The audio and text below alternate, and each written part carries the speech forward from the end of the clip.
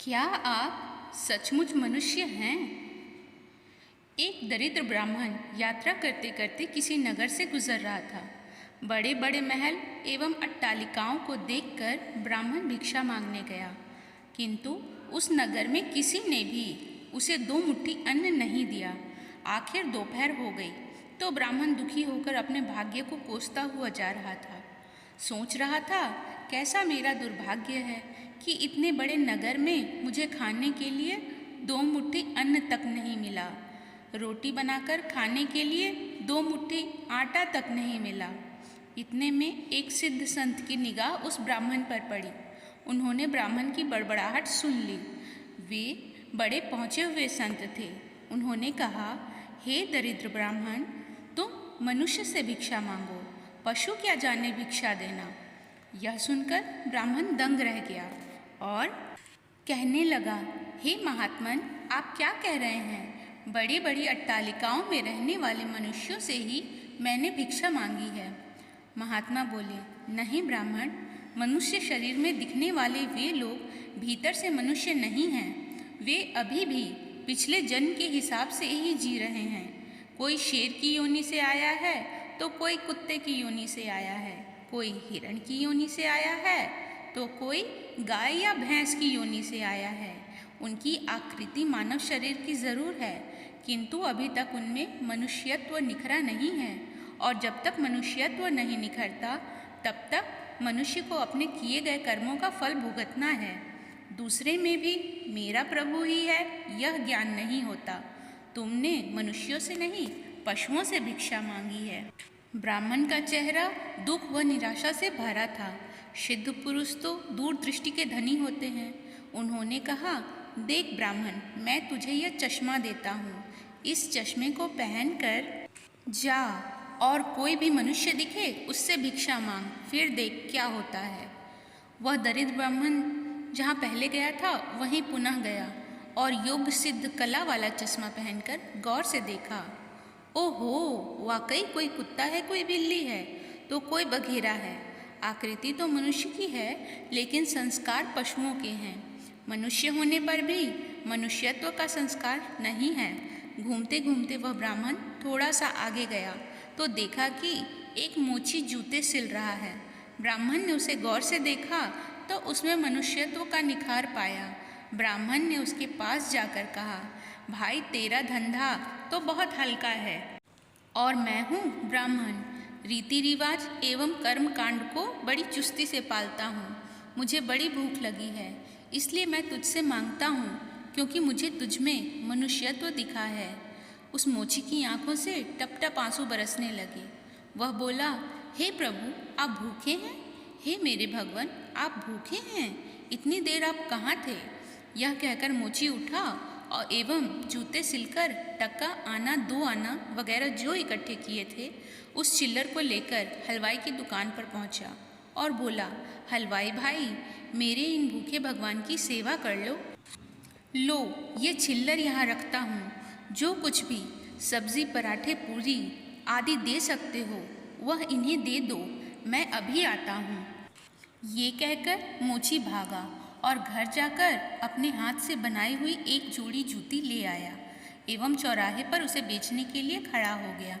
उस राज्य का राजा जूतियों का बड़ा शौकीन था। उस दिन भी उसने कई तरह की जूतियां पहनी, किंतु किसी की बनावट उसे पसंद नहीं आई तो किसी का नाप नहीं आया पसंद। 2-5 बार प्रयत्न करने पर भी राजा को कोई पसंद नहीं आया तो राजा मंत्री से क्रुद्ध होकर बोला, अगर इस बार ढंग की जूती लाया तो जूती वाले को इनाम दूंगा, और ठीक नहीं लाया तो मंत्री के बच्चे तेरी खबर ले लूँगा। देवयोग से मंत्री की नज़र इस मोची के रूप में खड़े असली मानव पर पड़ गई, जिसमें मानवता खिली थी, जिसकी आंखों में कुछ प्रेम के भाव थे, चित्त में दया करुणा थी। ब्राह्मण के संग का थोड़ा रंग लगा था। मंत्री ने मोची से जूती ले ली एवं राजा के पास ले गया। राजा को वह जूती एकदम फिट आ गई, मानो वह जूती राजा के नाप की ही बनी थी। राजा ने कहा, ऐसी जूती तो मैंने पहली बार ही पहन रहा हूँ। किस मोची ने बनाई है यह जूती? मंत्री बोला, हुजूर, यह मोची बाहर ही खड़ा है। मोची को बुलाया गया। उसको देखकर राजा की भी मानवता थोड़ी खिली। राजा ने कहा, जूती के तो 5 रुपए होते हैं, किंतु यह 5 रुपए वाली नहीं, 500 रुपए वाली जूती है। जूती बनाने वाले को 500 और जूती के 500, कुल 1000 रुपए इसको दे दो। मोची बोला, राजा जी तनिक ठहरिए, यह जूती मेरी नहीं है, जिसकी है उसे मैं अभी ले आता हूँ। मोची जाकर विनयपूर्वक उस ब्राह्मण को राजा के पास ले आया एवं राजा से बोला, राजा जी यह जूती इन्हीं की है। राजा को आश्चर्य हुआ। वह बोला, यह तो ब्राह्मण है, इसकी जूती कैसे? राजा ने ब्राह्मण से पूछा तो ब्राह्मण ने कहा, मैं तो ब्राह्मण हूँ, यात्रा करने निकला हूँ। राजा, मोची जूती तो तुम बेच रहे हो, इस ब्राह्मण ने जूती कब खरीदी और बेची? मोची ने कहा, राजन मैंने मन ही में संकल्प कर लिया था कि जूती की जो रकम आएगी वह इन ब्राह्मण देव की होगी। जब रकम इनकी है तो मैं इन रुपयों को कैसे ले सकता हूँ, इसलिए मैं इन्हें ले आया हूँ। न जाने किस जन्म में मैंने दान करने का संकल्प किया होगा और मुकर गया होऊंगा, तभी तो यह मोची का चोला मिला है। अब भी यदि मुकर जाऊं तो न जाने मेरी कैसी दुर्गति हो। इसलिए राजन ये रुपए मेरे नहीं हुए, मेरे मन में आ गया था कि इस जूती की रकम इनके लिए होगी। फिर 5 रुपए मिलते तो भी इनके होते और 1000 होगी फिर भी इन्हीं के होंगे। हो सकता है मेरा मन बेईमान हो जाता, इसलिए मैंने इन रुपयों को नहीं छुआ और असली अधिकारी को ले आया। राजा ने आश्चर्यचकित होकर ब्राह्मण से पूछा, ब्राह्मण मोची से तुम्हारा परिचय कैसे हुआ? ब्राह्मण ने सारी आप बीती सुनाते हुए सिद्ध पुरुष के चश्मे वाली बात भी बताई और कहा कि राजन आपके राज्य में पशुओं के दर्शन तो बहुत हुए, लेकिन मनुष्यत्व का अंश इस मोची भाई में ही नजर आया। राजा ने कौतूहलवश कहा, लाओ वह चश्मा जरा हम भी देखें। राजा ने चश्मा लगाकर देखा तो दरबारियों में उसे भी कोई सियार दिखा तो कोई हिरन, कोई बंदर दिखा तो कोई रीछ। राजा दंग रह गया कि यह तो पशुओं का दरबार भरा पड़ा है। उससे हुआ कि ये सब पशु हैं तो मैं कौन हूँ। उसने आईना मंगवाया एवं उसमें अपना चेहरा देखा तो शेर। उसके आश्चर्य की सीमा न रही। ये सारे जंगल के प्राणी और मैं जंगल का राजा शेर यहाँ भी इनका राजा बना बैठा हूँ। राजा ने कहा, ब्राह्मण देव, योगी महाराज का यह चश्मा तो बड़ा गजब का है। वे योगी महाराज कहाँ होंगे? ब्राह्मण, वे तो कहीं चले गए। ऐसे महापुरुष कभी कभी ही और बड़ी कठिनाई से मिलते हैं। श्रद्धावान ही ऐसे महापुरुषों से लाभ उठा पाते हैं। बाकी तो जो मनुष्य के चोले में पशु के समान हैं, वे महापुरुष के निकट रहकर भी अपनी पशुता नहीं छोड़ पाते।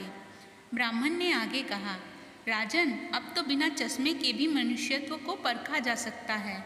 व्यक्ति के व्यवहार को देखकर ही पता चल सकता है कि वह किस योनि से आया है।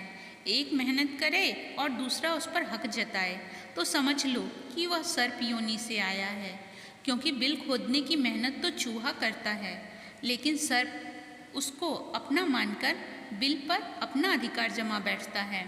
अब इस चश्मे के बिना भी विवेक का चश्मा काम कर सकता है और दूसरे को देखें उसकी अपेक्षा स्वयं को ही देखें कि हम सर्प योनि से आए हैं कि शेर की योनि से आए हैं, या हम में सचमुच में मनुष्यता खिली है।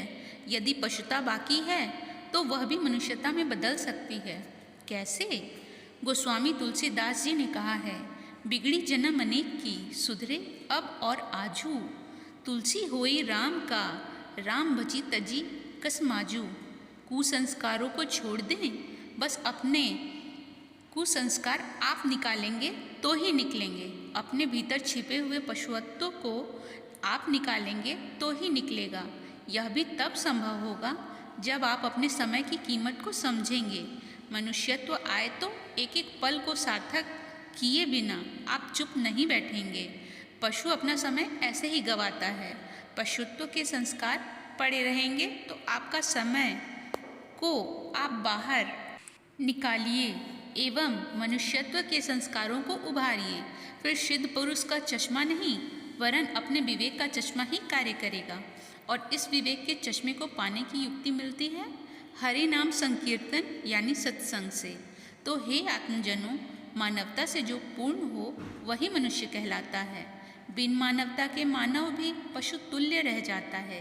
इसलिए आप जो भी कमा रहे हैं उसमें से कम 2% दान करते रहें। जो सेवा आपको सही लगे उसमें।